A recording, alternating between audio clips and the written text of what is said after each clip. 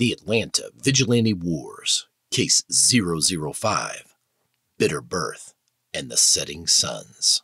Script by Joseph and Marisha Cautilli. Based on a short story novella by Joseph Cautilli, Marisha Cautilli, and Peter Kim. Director and producer, Roma Gray. Executive producer credits, Marisha and Joseph Cautilli. Narrated by Joshua Banks and Shauna Lee Carton.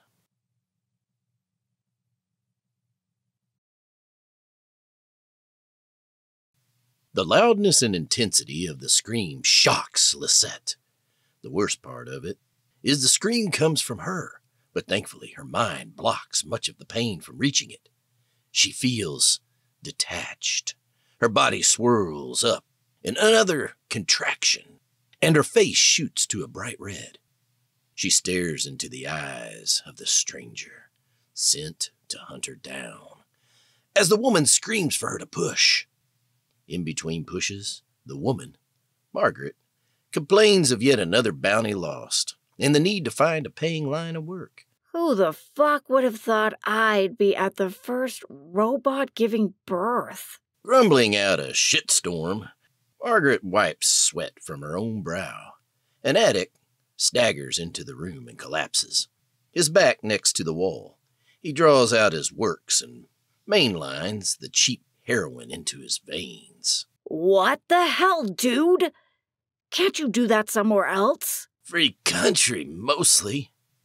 The addict sees Lisette. Oh, gross. The addict gulps hard, twists to his left so as not to see the robot giving birth, places his virtual reality glasses on, and swells into his high. Lisette screams again, and Margaret spins back to her and the baby she plans to deliver. Goddamn world! Lisette's mind drifts into a fresh round of mental disassociation. It started 9 months prior. Paul Jones lost his girlfriend of many years, Marty Sands, to a crazed killer, Lewis, in a local club. But if Lisette were true to herself, this horrible series of events started at Paul's decision. Paul, a brilliant roboticist and human physiology graduate student, was taking a class in respondent psychology. He believed the seminar in Pavlovian conditioning would greatly enhance his research into artificial intelligence by adding a respondent line to the existing operant-based integrated reinforcement learning program that he and Marty created. He felt that integration would greatly enhance machine learning and win him the dominant share of the market, finally helping him live up to his father's expectations. He even has dreams that Marty and he would take over Ray and Blue, his father's Philadelphia-based company, and give the old man a chance to retire. But instead of reaching his dream, the experiment led to civil unrest and the killing of drug dealers when they failed to debrief several of the students after the experiment.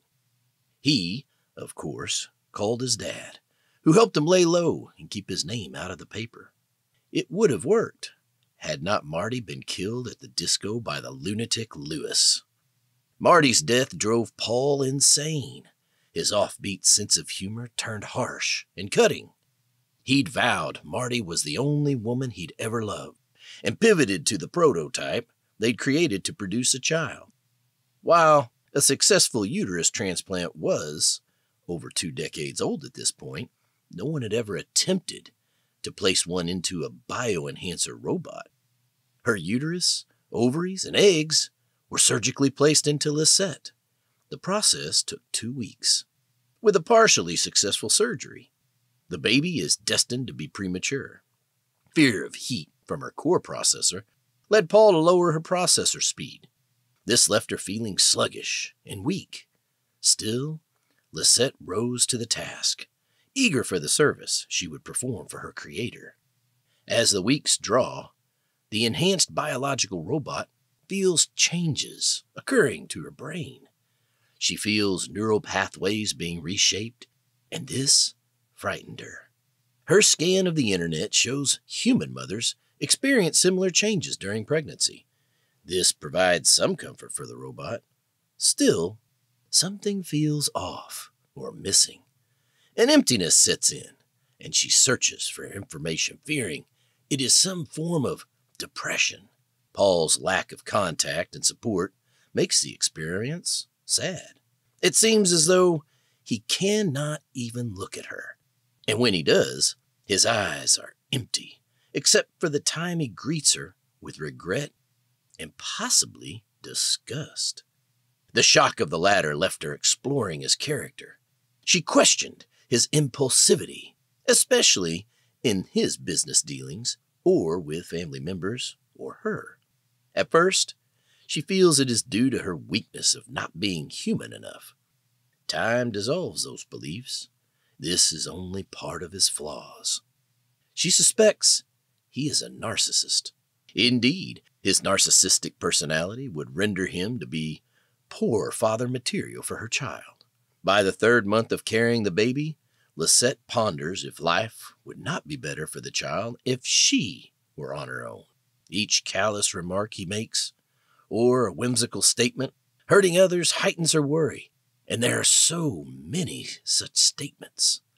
Thus, in the days prior to giving birth, Lisette decides to flee into the hot, muggy streets of Atlanta. Paul would search. On the internet, she's found bounties he's placed on her head to bring her in alive, but has not made known her pregnancy status. She finds shelter in a crack and heroin house. It is not much. Most of the people keep to themselves. It smells of frankincense, which is used to offset the human fecal smell, but it works only for a short time. She spends the days painting the room blue with a large golden sun in the corner and tailored sun rays to appear as if descending on the child's cradle. Then, 2 weeks later, this bounty hunter, Margaret, found her. Margaret sets a trap and springs at catching the robot. The two battle, and Margaret's bionic hand proves stronger than her robotic arms. She wrestles Lisette to the ground and pins her on her back. But when she sees the woman is pregnant, the bounty hunter freaks out. Did you just piss on me? Or are you leaking some sort of hydraulic fluid? Neither. My water just broke. Your what? She rolls the robot over. Oh, hell no. Robots don't. I hate my life. She screams out a shitstorm while binding the robot's arm. Margaret thinks about all the credits the bounty would bring her. She thinks about her kid who needs the money, and plus, she can use some improvements to her bionic arm. And a shopping spree for some new threads wouldn't be half bad either. But something changed in Margaret after the events of killing Mr. Squiggles, a teen drug dealer. She has lost the cold edge she needs to take out bounties. No questions asked. She has begun wondering whether she is fit for the job anymore. Her mind thinks of the coldness and execution of Amanda, and the brash killer impulsiveness of Amanda's sister, Abby. They were top-tier bounty hunters, and her competition, albeit friendly competition. As the woman lay screaming on the floor, Margaret says goodbye to all those juicy credits and decides to help the woman after all. But not before screaming for a few minutes about the cosmic inequity Margaret faces. Margaret drags the robot through the filthy streets, past a burning trash can that some homeless use for heat, and finally past the partially broken graffiti-covered door into the squat house the enhanced robot resides. The wet, muggy room causes her to cough. Margaret's voice holds a note of panic as she declares, I got no idea on this one. Does it come out the same way? The robot nods and squeals in pain. Terror glares over Lisette's face as she strips off her pants, and Margaret quickly searches her bag. She has some myrrh resin and mixes it with wine, hoping it would deaden the pain. Do robots even feel pain? From its screams, she figures they do. As she places the mixture on the machine's lips and forces her to sip it, the robot's eyes glare. At first, the robot refuses and worries it would harm the baby. But when the next contraction hit, she gulps it greedily. This bastard better not be breached. Of course, with the day I'm having, it most certainly would be. Reaching onto her robotic arm, Margaret clicks on her playlist of songs, hoping to drown out the screams. Childbirth Siri, Open Tinder played out. I hope Tinder is not how she got this problem. The robot screams again. In a huge tower built in downtown Atlanta, heavy-hearted Paul Jones enters his father's corporate office. The room is contemporary, sleek blue and gold, and adorned with comfortable chairs in front of Media Central. It is designed so his father has instant access to streaming movies, internet, and TV on the corner-mounted television. Next to it is a huge fish tank with several enhanced jellyfish, which bioluminesce a deep blue color, which change to a sweetish purple as they float and swim. His father sits in a large blue lounge chair and enjoys the view outside. The leather of the chair cracks and its back support squeaks as he leans back, his eyes cast out on the horizon of buildings that creates the skyline. Gathering resolve, Paul strolls to the open bar area and pours his dad a scotch over 2 large ice cubes in a highball glass. Strolling to his father, he hands it to the man. His father nods in appreciation, installed with the new high-tech drawing board and energy-efficient lighting. Paul Bluetooths the specs of a fusion engine. The room is soundproof, so the two feel free to talk. In the background, Evanescence's Bring Me to Life plays. From behind, so his father would not see, Paul clenches his fist tightly and then unclenches it. Is that the design? Winston swirls the ice in the glass and takes a sip. Abe Koch is working on a fusion drive. They think they got something. It is not powerful enough to get close to light speed, but at 1/100th of it, well, it is enough to make the solar system travel.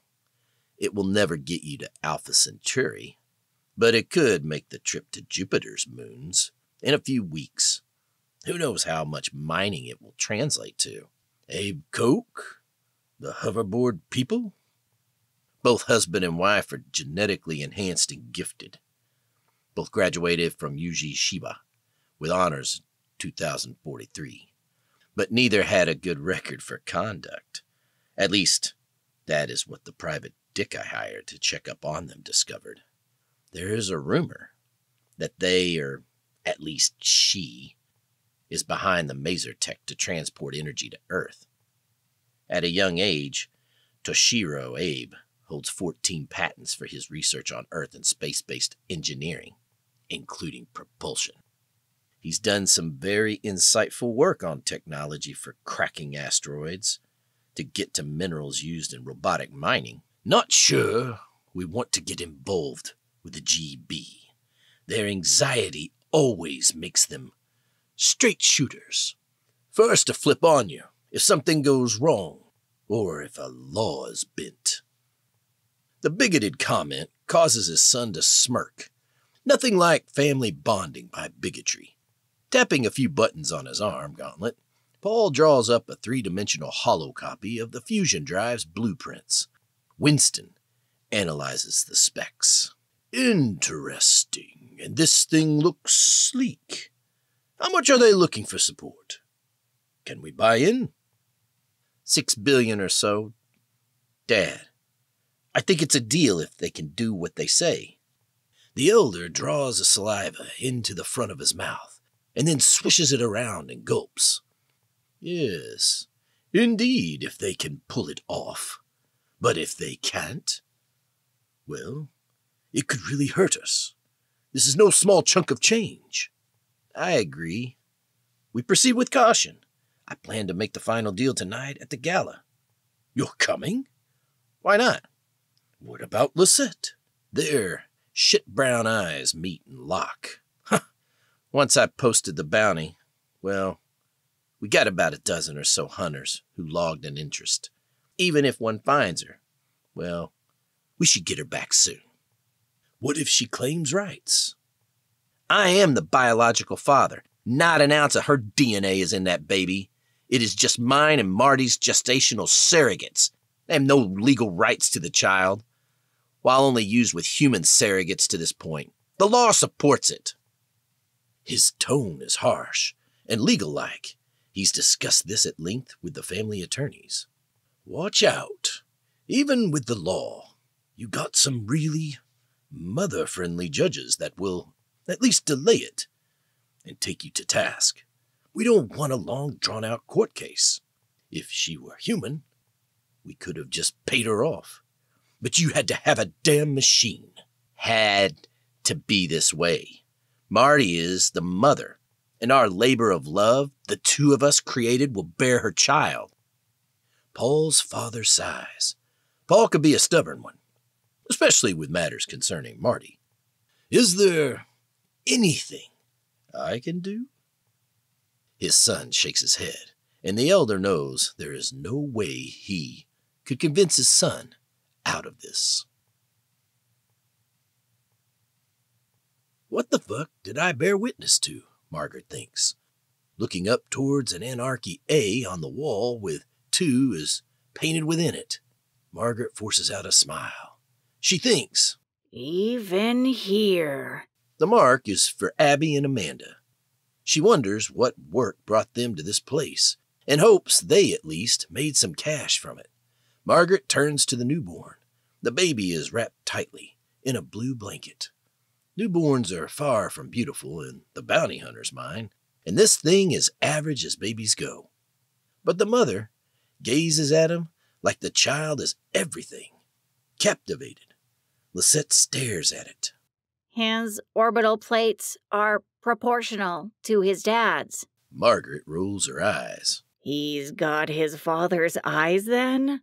No, his dad's eyes are brown. His are blue. Lisette touched the blanket and caressed the side of the baby's face. They will probably change as he gets older. I hope he gets his father's humor.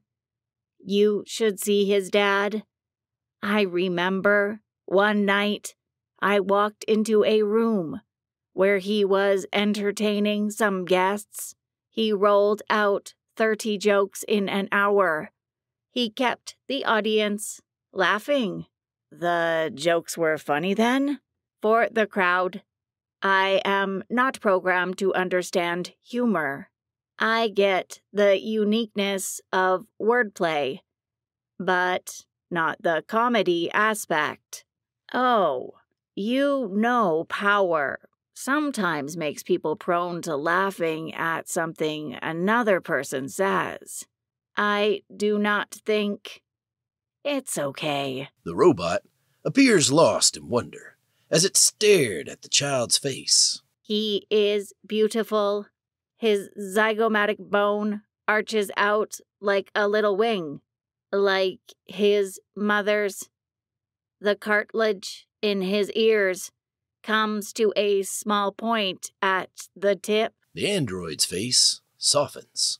She touches the infant's face and sighs. It is just like his mother's. Can you get me the bottle of formula in his bag? Lisette glances up briefly to Margaret, but then her eyes quickly cast back to the newborn. Lisette's processor increases its output, as to not damage her overall systems. The process will occur slowly over the next 12 hours, with separate mechanisms gearing up and more programs running. Soon, she will regain her full strength, with the power at her pre-pregnancy levels. So you cannot breastfeed. The woman seems skeptical. No, my body was prepared with fat stores in the stomach to convert for placental feeding during the pregnancy, but for some reason, he never gave me the ability for breastfeeding. Margaret rises and draws a bottle of formula from the bag. This is not good. It sort of indicates he never planned for you to raise the baby. Maybe not, or maybe he just could not figure it out. You seem to think very highly of his father. Why did you run? His dad is not ready to raise a child. He is very narcissistic and does not see others' pain. Believe me, it took a long time for me to reach that conclusion and decide to leave. But in the end, it was what is best for our baby. Are you sure you are ready for this? I mean, raising a child is tough under... Yes, especially this one. His father did not pick up language quickly. At 2, they placed him on a behavior modification program to train words. I downloaded the program from the internet. Yes, but there is much more to parenting than just language training. Yes, I agree. I tapped the state-supported mental health stream and acquired over 200 hours on parenting. More to parenting than they say in those videos. Like what? Well, Sun Tzu once said, "A good plan rarely survives first contact with the enemy." Lisette dabs the baby's nose. It's a child, not the enemy. I understand your meaning, though. You must be a great parent. Margaret draws back. Well, I would not say that, but I would like to be. No, children. Margaret's face flusters. I was not trying to say. I mean, there is something about being human. You do not believe a machine like myself can, as they say, roll with the punches, parent on the fly, etc. Well, I am pretty flexible. Margaret rises and stares down at the robot. Everclear's father of mine fills her head. Margaret is convinced it has no idea what it is getting into. But then again, she thinks, what first-time parent did? And who was she to give parenting advice? Well, there is love and protection. Love 404 error. File not found. You shitting me? Lisette snickers. Of course I am. I already love the child. Margaret sighed. Well, maybe more, hey look ma, I made it. Panic. At the disco, then the mantis my dad was a punk rocker. She thinks. Can a robot really be soft? Hell, can I be soft? The crust punk bounty hunter sighs again. Still, Margaret was not going to give the robot the final say. I can go up the street and fetch some grilled octopus with bagna cauda for us, or would you prefer some oil? The robot sneers. Yes. My speciesism knows no bounds. Thank you. The words catch Margaret off guard. The robot touches Margaret's hand, and it sends a shiver through the woman. Kindness or just programming? She could not tell. She did not know what to do with kindness. She stammers. Well, yeah. As she rises, Margaret's eyes refocus outside the house, and she freezes. The color drains from her face, and her stomach tightens. What? The words jolt Margaret back into the moment. Shit. It's the satin black hat. Outside the window and across the street, the satin black hat interrogates a local junkie, huddled by a bonfire. He holds the junkie by his collar and shows him a holophone picture, which is too far away for Margaret to see its subject. But Margaret bets it is of Lisette. The junkie, who appears completely spooked, points in Margaret's direction, and at once the satin black hat turns and looks in Margaret's direction. Satin black hat. Lisette asks, and then her brain processes. Bounty hunter for this region. He has taken in over 60 criminals. The man turns and saunters toward their building. He points to something or someone out of sight. He also works with a partner. That bitch must be close. My records indicate his partner is one leather falcon, not that bitch. Did he get a new partner? For a minute, Margaret debates with herself on how to describe the history of the two and how the woman nearly killed her. Forget it. We got to move. Margaret points to the newborn. Looks like his dad is one of those persistent types. I had one of those. He was abusive. Never gave up. He just kept coming. Sort of like that old Jane's Addiction song. Comprehension washes across the robot's face. Her eyes flood with tears. You got to help us. You got to keep Barton safe. Barton. Is that what you want to call him? She touches the baby's cheek, and it rotates toward her finger. Yes, it was the name his father wanted to give him. And are you fine with the name? Briefly, Margaret realizes how lonely her life had become. The bounty hunter shrugs it off. Yes. Now take the child and keep him safe. I'll take care of the hunter. Lisette shoves the baby into Margaret's arms. A pause ensues. Their eyes meet and lock. Why are you just standing there? Go. Whoa, chick. Kids and I are the proverbial oil and water. I hate kids, and you aren't in no condition to try and take out the hat. I suggest we get out of Dodge and lay low. Besides, he needs a mother. Margaret realizes she has reversed her own position and wonders if it is the sacrifice the robot seems willing to make or if it is just her not wanting to add a child to her life. Hell, if she were going to add a child, the old crust punk love it to be her own coming back. No, Margaret believes the robot might make a good mother, or at least deserves a chance. Or maybe that is projection, as she wishes someone would give her a second chance with her own children. Where would we go? For a highly complex machine?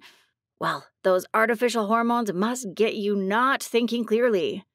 I suggest we, as the song goes, slip out the back, Jack. The robot nods to the woman, quoting 50 Ways to Leave Your Lover by Paul Simon. But as she rises, she doubles over. Margaret reaches out and grabs her arm. Damn, you are heavy for something that looks so small. Steel, chassis. Margaret calls over to the blob heroin user sitting in the corner. Can you help us? He doesn't reply. I think he is too deep into the high to respond. Margaret thrusts a semi-automatic Glock into Lisette's hand. The two hobble from the room. Margaret reaches for the door and yanks it open. The already loose knob falls off the door as it swings open. The woman staggers out into the alleyway and hobbles in the opposite direction of the satin black hat. Despite her great exhaustion, Lisette stumbles along with conviction. She is desperate to save her son no matter what, even if it costs her own sorry life. They reach the top of the stairs. Mother careens in pain. A shot from below nicks the wall right next to the two. It chips off some plaster, which falls on the mother's shoulder. The two bustle back to the room. Damn, damn, damn! Cursing will not help the situation. I have noticed humans have the tendency. We got no time for a philosophical discussion on what humans do or don't do. Margaret taps the buttons on the targeting computer in her arm. Since her computer shot the teen drug dealer in the nightclub, she has felt a sense of emotional turmoil every time she readied her targeting computer. Her heinous act, which she sometimes found herself reflecting on and hard to shake. Her rational side knew it was futile, but her heart could not let go. There was no going back to change the past, and often she wondered why she continued in the bounty hunter work. They swish around the corner of the hall and right into the glare of the leather falcon. The falcon has the jump, and Margaret's life passes before her eyes. As she tries to identify this is her bounty. The falcon fires. Fate is often a crazy thing. And this time, it proves to hold no sanity at all. From the side of the room, where they were originally, the addict stumbles out between the Falcon and Margaret. He is saying something like, "I'll help," but never finishes, as the bullet from the Falcon's gun struck him right in the back of the head. It explodes, but bought the second Margaret needs to fire. Her aim is true, and she kills Falcon. She must have come up the stairs. We need to go quickly. Margaret stares briefly at the two bodies. She wishes that she could feel something for them, but since the nightclub incident, she found it hard to feel for the dead. She searches for the power within herself to succeed, grips tighter to Lisette, and then pushes out down the hall, softly humming Tony Bennett's version of Boulevard of Broken Dreams. As they move, a bullet sails down the hall and strikes the robot in the back. She tumbles forward, dropping her gun, and Margaret grabs her and the baby. Lisette's eyes fill with terror and pain. Margaret glances back to see the satin hat. In the rooftop ballroom, 105 stories high, Paul Jones waltzes across a lively gala, talking to all of his guests, while he eyes Rebecca and Toshiro. He makes sure the other guests are entertained. A friend of his in the corporate world volunteers herself and her band as entertainment. Maybe it is so she can avoid socializing with the guests, Paul assumes, but whatever her reason, did not matter. What did matter was her voice, and as she comes on the stage for her first song, she sets a homey and comfortable mood for the party. After 4 beats, she sings the first verse of My Way by Frank Sinatra. Participants slide onto the dance floor, but Paul's targets hang by the cocktail bar, getting all lovey-dovey. He dances his way across the floor to the cocktail bar, applauding the entertainer when she finishes her song. He reaches Rebecca and Toshiro when the singer sings The Gambler by Kenny Rogers. "Rebecca, Abe-san." Paul reaches them and gives a respectful bow to Toshiro. "I'm so glad you both could make it." Thank you for inviting us. Rebecca downs a glass of champagne. We always love a good party. We do. Party hardy. The three do the standard talk for these sort of things. How are you? What have you been up to? How's the family? That third question was actually rather appropriate in this case, as Rebecca just had their first child a month ago, and little Barton had just been born. Paul tries hard to suppress his moment of frustration. His child is gone, stolen by a machine, and his body feels the loss. It takes all his will not to shiver. His jaw clenches as he hopes the two genetically enhanced beings did not recognize it. Then he shifts the talk to more business-related matters. When he does, so a sense of calm returns to him. "I can't wait to finalize this deal. I believe it will be in Abe Koch's best interest to go through with this. And we believe in all. It will offer Ryan Blue as well. What do you plan to do with the fusion drive?" "We want to initiate a mining operation on one of Saturn's moons. Our scientists are still trying to figure out where our best starting point is, since we have 20 moons to choose from." The three let out that sort of laugh that is obviously fake, but the original statement is not even funny, and a genuine laugh would be inappropriate. The three make small talk for a little longer as Rebecca keeps downing champagne. You know, the entertainers got me in the mood for a dance. Toshiro, wanna dance? Their eyes meet. Paul feels a longing inside. He genuinely wants them to have a good time. It would improve business relations if they did so. "I'm good, Rebecca. I more want to enjoy artistry of her performance from here." Paul feels an urge to make things right. It was a longing that brought him back to his childhood, when his parents argued and God. He felt like he would do anything to get them to calm down and fix the pain. "I can take you out on the floor if you both don't mind. I feel like a little boogie wouldn't hurt." Toshiro nods and Rebecca extends her hand. Paul takes it and guides her to the dance floor. Rebecca's hands are soft and warm. It surprises him because he figures the strength of the genetically enhanced would force the hands to be lined with hard muscle. Margaret and the robot fall into the room. The bounty hunter hears the feet of the satin hat gliding over the wooden floor. She takes a deep breath and checks the robot's vitals. They are strong, but the machine was damn heavy to carry when not aiding in the support of her own weight. Damn! For some chick so thin, you got a ton of weight. Life had dealt Margaret a large share of bad luck, and so she feels the situation is just more of the universe inflicting its pain. She wondered if the constant infliction brought her closer to her inner god. The satin hat waltzes across the floor. He calls out, "Where are you?" Margaret channels her inner closeness to the internal one. George, you know me. She's my bounty. You killed my partner.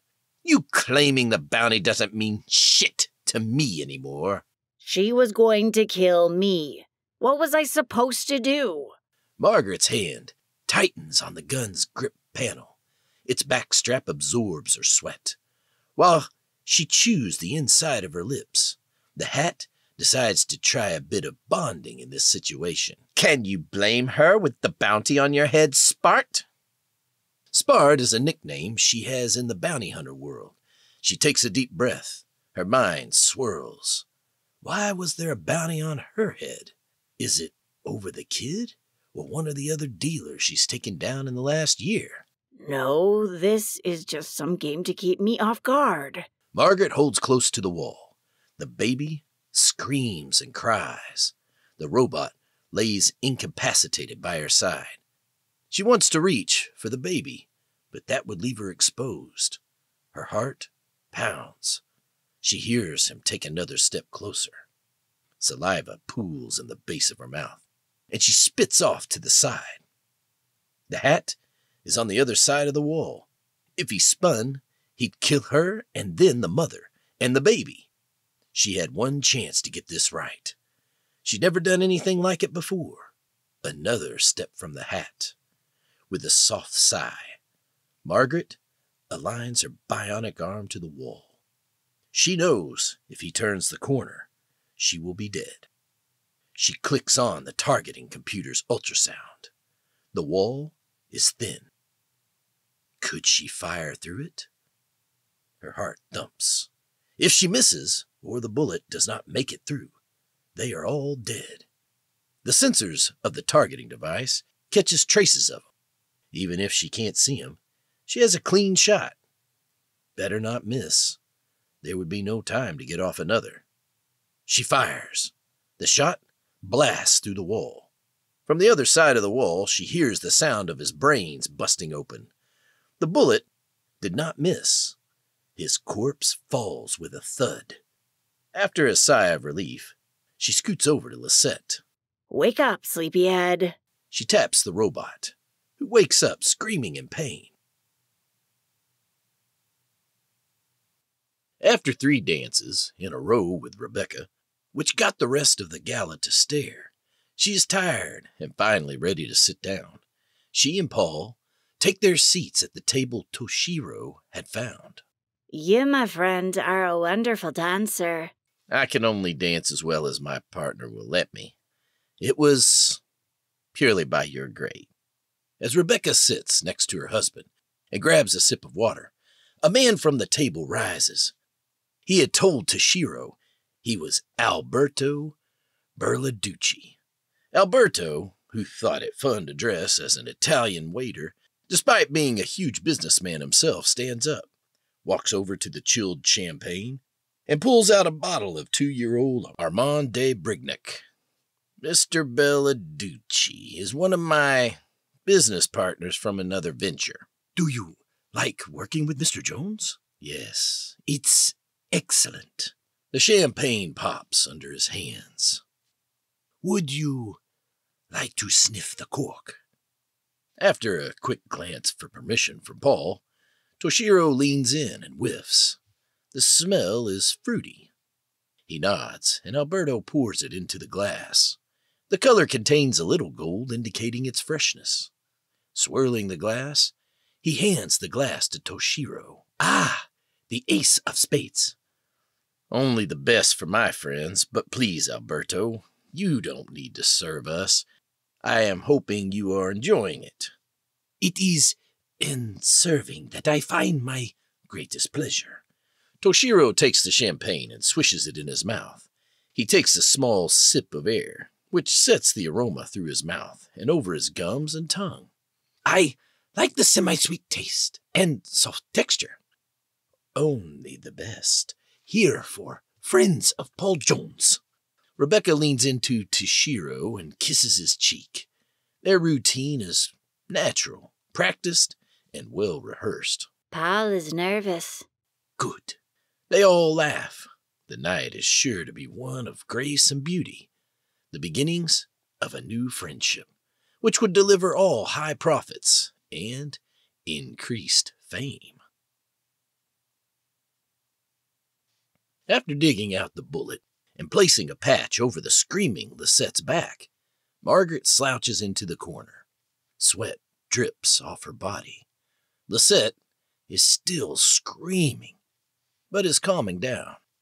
Margaret stares at the body through the doorway. I should feel something. What? Margaret sees the struggle on the robot's face as it tries to comprehend. Margaret wonders if this is her personal judgment day. The gods know she deserves to be judged and punished for her actions, but even more so for her lack of connection and feeling for others. She feels it is time for her to be judged in the eyes of someone else. Hell, she is starting to feel the robot has a greater emotional range than she did. She decides to take a risk and see how the robot would react to her. The junkie. He saved my life. Margaret nods toward the body. He saved my life and he did not even know me. I have no idea why he did it. I wouldn't. I feel nothing for him. Humans experience shock. Margaret digs inside to feel something, anything, but nothing comes.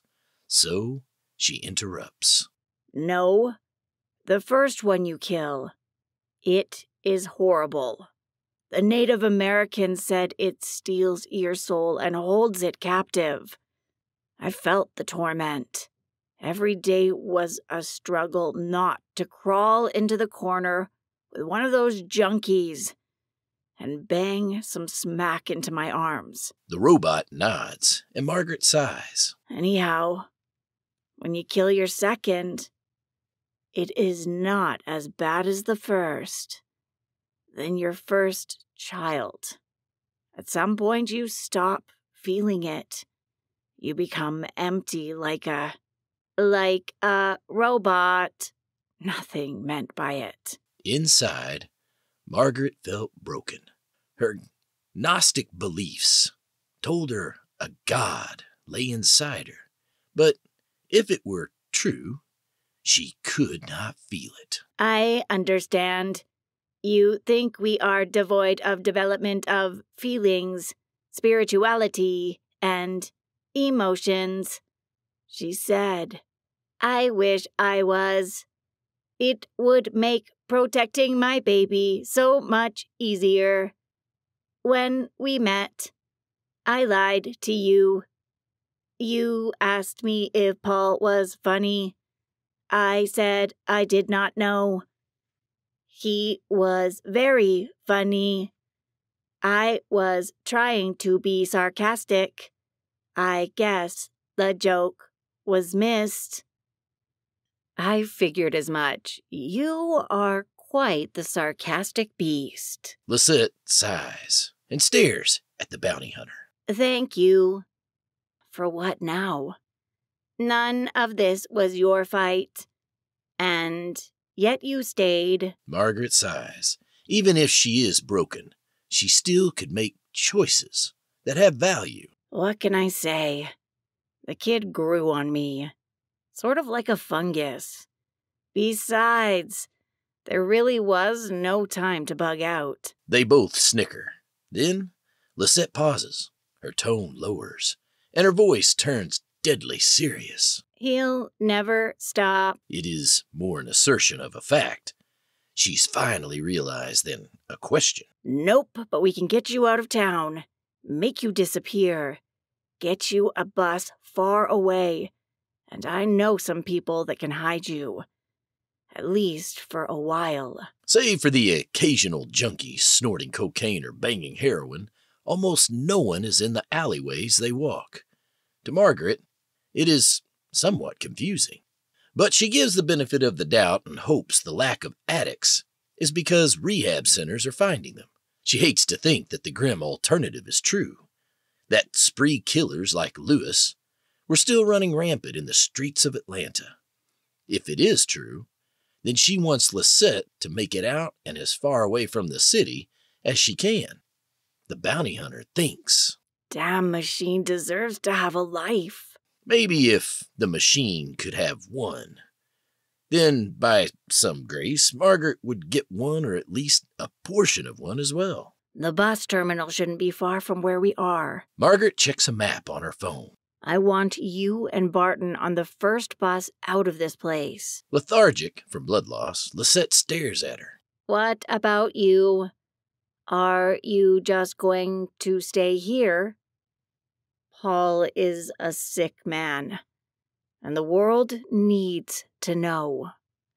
I know it embarrasses you when I say it, but I always feel so warm in acknowledging what you did is wonderful for me and my boy. The robot hugs her, and the baby coos. Guilt wells up for Margaret. She wishes she could do it for her own 2 kids, but this will have to be enough. They could make do. With a deep sigh, Margaret feels a tightening in her throat and a dull ache in her chest. While she's known this bot less than a day, she will miss her and her baby. And she feels for the first time since shooting the young teen in the club, a connection and with it sadness. She draws back to make sure a tear does not form in her eyes. Yeah. So the Lord will have one good thing to ponder as he casts my soul to hell. She smiles, and the robot chuckles. Now, get your ass on the bus. So at least I got that. They hobble along the alleyways until they finally reach the bus terminal. Margaret buys the robot and the baby each a ticket to cheap it. And when the bus comes, Lisette and Barton immediately board. Margaret watches the bus drive away from the terminal and towards Atlanta's outskirts. She sighs and walks towards downtown, rooting for the robot and her son to have a normal, happy life. As the bus reaches the corner, Margaret gets a whiff of gas. She flinches as the bus explodes into a fireball. Shit! Behind the explosion, the sun sets. It glows a crescent orange and swirls fuchsia. Sick to her stomach, Margaret stares up at a huge television screen in the city. On it is a married couple that has one of those left versus right-wing shows. They bicker back and forth. Then it dawns on her, and Margaret decides the world needs to know the truth about the Vigilante War. Paul and his father should go to jail, and she plans to tell it. A large man in a black suit with a white shirt and black tie with a security earpiece approaches the senior Jones. He whispers into the man's ear. "Damn. Please excuse us. What happens in our family is not for external consumption." The elder pivots to leave. He leans over and whispers into his son's ear. Paul's face goes blank. Paul's face flushes in anguish. No, Marty is really gone. Damn robots. They should all just rot. To hell with them all. Those pretentious, cold, callous pieces of metal. Rebecca and her husband draw back and gaze at each other. For a moment, they stand, shocked and frozen. Paul is clearly in pain, but his comments are completely unwarranted. To them, it sounds all too familiar. Rebecca thinks back to her childhood and the plenty of attacks she received from the kids and their parents alike. The genetically enhanced suffered many sneers and verbal outbursts over time. Many of them came in reaction to someone feeling pain at an unrelated incident and feeling it gave them the right to torture a GEB child. If this was what Paul said about robots, she wondered, what did he think of people like her? Please give me and my husband a moment to talk. Rebecca yanks her husband into a different room. She closes the door right behind them. Their eyes lock. That was super uncalled for. Rebecca studies his face. He is serious, and they are on the same page. Something just does not seem right about continuing this venture. They question each other to explore and put their feelings into words. And super bigoted, too. They're dark. If this is what he thinks of robots. Imagine what he says in private about people like us, too. She nods. Could just be emotional distress. Seems more. It was in his voice, pure anger. A hate crime waiting to happen, he seems like. It won't be good for our brand in the long run. Not to mention that we're GEB. I don't want to go down the hateful rabbit hole. Toshiro places a hand on his wife's bicep and clasps it tight. He is resolved. Me neither. So, it's settled? Should we let them know tomorrow when Paul's grief has passed? No, I think they want an answer tonight. Toshiro nods, and the two of them exit the room. Their decision is final. The deal's off. We think our companies are just not right for such a venture. Thank you for your hospitality and the chance for our company to grow. But the venture does not fit. Stunned, Paul gazes at the two. How could they be so cold to do this when he has just found out his child was killed? What? His face pleads for an explanation. Toshiro assesses they deserve an explanation. He sighs. Strangely enough, it might help Paul if he received the truth. We believe that your recent actions and words will look bad for our business should they ever be revealed. And they will be. In addition, we personally believe that if this is what you believe about robots in public, we do not want to know what sorts of beliefs you hold behind closed doors. We are once again sorry for pulling out of the deal, but we believe that more harm will be done to us if we go through with it. All Paul could do is stand in shock. Was it something he said? Crushed, he buries his face in his hands as they walk off. This deal that he and his father spent months setting is over. And this biodeficient bitch, Lisette, took his baby and his deal away in 1 week. He wishes for nothing but for Lisette to meet a torturous fate. Winston makes a plea for Rebecca and Toshiro to convince him to stay. Excuse him. He's going through a lot emotionally right now. He got some bad news. But it was too late. The would-be business partners strolled out the door. Later, in the confines of his father's office, Paul simmers with rage as his hand flies into the wall. With a solid thud, the wall shakes. He grabs a bottle of scotch, whips off the lid, and guzzles a quarter of it. Don't do that. I need to see it. Here's CCTV footage of the incident. It all feels hopeless. Paul could do nothing but watch as the bus that his newborn child is riding in, and that damn robot, explodes in a burst of flames. There's more. This is another camera angle, just before the incident. Solemnly, Paul watches on the television screen the woman who guided his newborn child to its terrible fate. So many mistakes, so much tragedy. Marty is truly gone now. His heart aches, and he sobs. Paul's father pauses the video on the woman's face. Her name is Marguerite. She's a bounty hunter. Thank you for listening to the Atlanta Vigilante Wars, Case 005, Bitter Birth and the Setting Suns. Script by Joseph and Marisha Cautilli. Based on a short story novella by Joseph Cautilli, Marisha Cautilli, and Peter Kim. Director and producer, Roma Gray. Executive producer credits, Marisha and Joseph Cautilli. Narrated by Joshua Banks and Shauna Lee Carton.